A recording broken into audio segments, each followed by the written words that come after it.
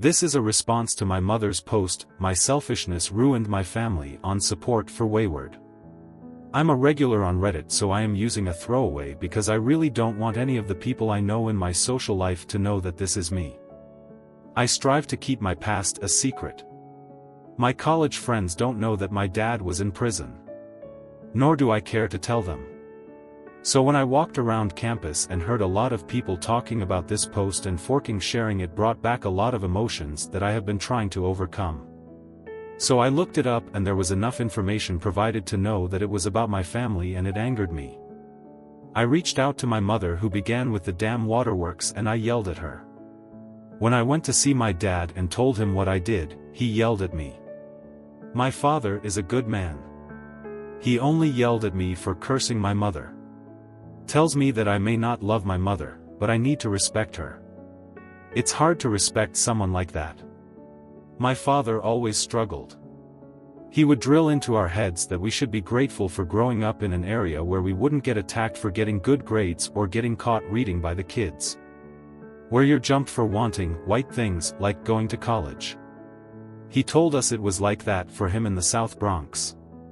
My aunts told us how he joined a gang at 13 just so he can be left alone while he went to school. When he was 15, his father passed away from cancer, and my father had to be a surrogate parent to his two sisters. Since there was no life insurance, he worked and did what he had to do in order to help pay the rent and put food on the table while still attending school. My dad said it was fortunate that his mother remarried a good man and they moved to upstate New York for a better life. From what my uncle told me, he and his friends thought my dad was weird. It was the 90s and my dad walked into school with really baggy clothing and a Puerto Rican flag shirt, and they decided to mess with him. My uncle said they didn't expect my dad to instantly fight them and he kicked their asses, but instead of walking away, my dad helped him up and asked if he wanted to skip school, share a 40, and talk things out. My uncle said when my dad did that, he knew they were going to be friends, and they started hanging out. He introduced him to my mom and they hit it off. They went to the same college, and by the end of their freshman year, they married. Growing up, my parents were the lovey-dovey couple.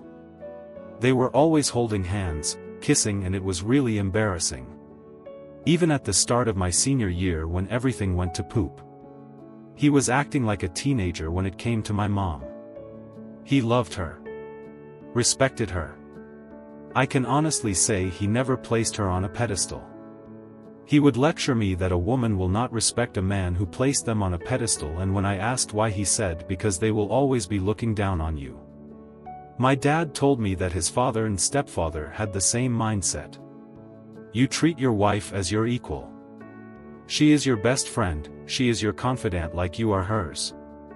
My dad had his quirks. He was a big guy and always joking. 5'11", 260 pounds, and despite being heavy, he was very active. I used to love it when he would sing to my mom. We all did. He would serenade her, he would buy her flowers, and write on the card, "Because it's a Thursday and I was thinking about you." He wrote her the occasional love letter and would defend her honor when someone was rude or disrespectful to her. Always told her how beautiful she was.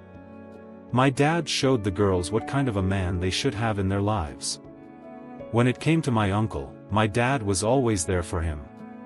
Even when everyone thought he was a lost cause, my dad never gave up on him, and as my grandfather once said, knocked the stupid out of him and left behind the man he was supposed to be.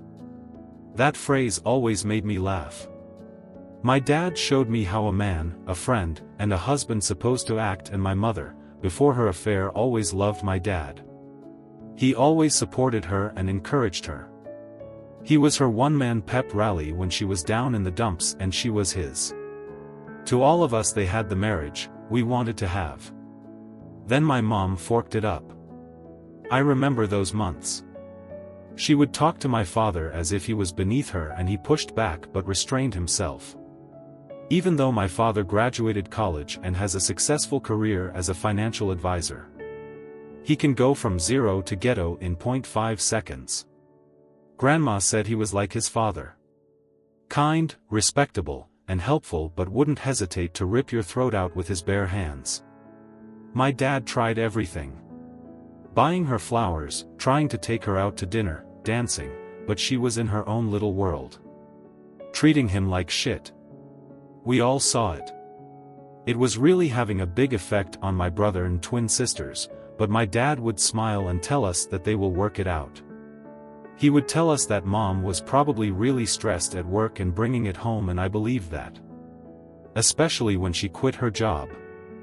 I honestly thought it was her job that was the problem. Then my dad was arrested. Mom, do you know the embarrassment we felt when the entire school was talking about what happened? My dad was arrested because my mom couldn't keep her legs closed. I couldn't bear to look at you, which was why I went to stay at grandma's house.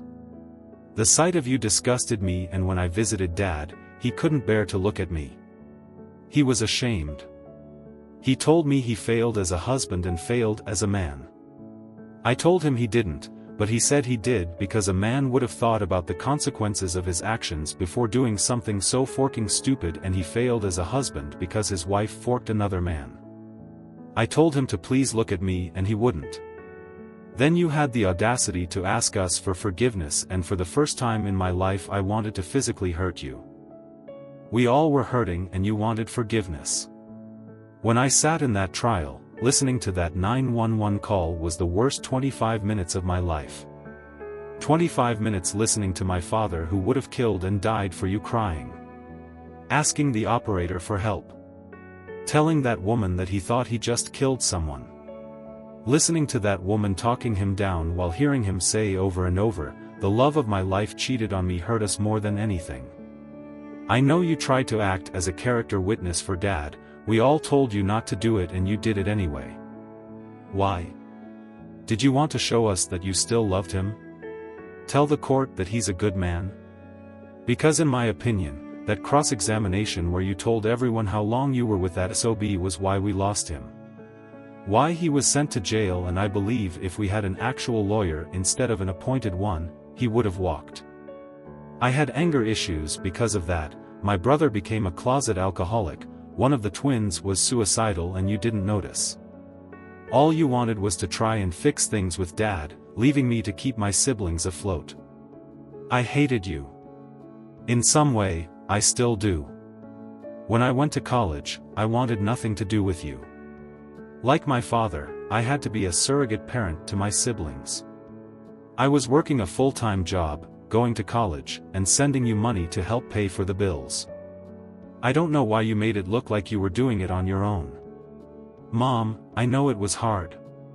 I know you were really depressed, but you had help with the bills, and Grandma did defend you, but she only did it because everyone was against you. At least that is what the twins believe. When Dad got stabbed, I almost had a nervous breakdown. I just saw him that day.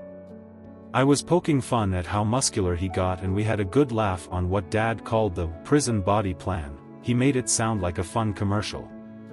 I was halfway back to school when I got the phone call. I nearly crashed the car because my brain turned off. It was hard for everybody. I didn't tell anyone this, but I sat outside that SOB's apartment. I wanted to fork him up so badly. But when I saw him walking with that cane, I remembered what Dad said and drove off. As the years passed, Grandma died, then Grandpa a few days later from broken heart syndrome, and Dad couldn't attend the funeral.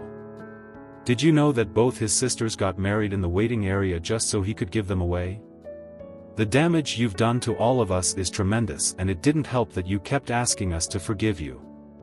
To give you another chance.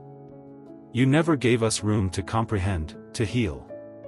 You just kept asking, and all I see is that you wanted to make yourself feel better. You didn't give a damn. You didn't try, you just gave us space and acted as if we were supposed to suddenly act like we were normal again. Yes, you did try in the later years, but didn't during the time you were supposed to, when it was the most important. Like and subscribe. For more stories, visit YouTube channel Redditor94. When Dad got out, he told us to start talking to you.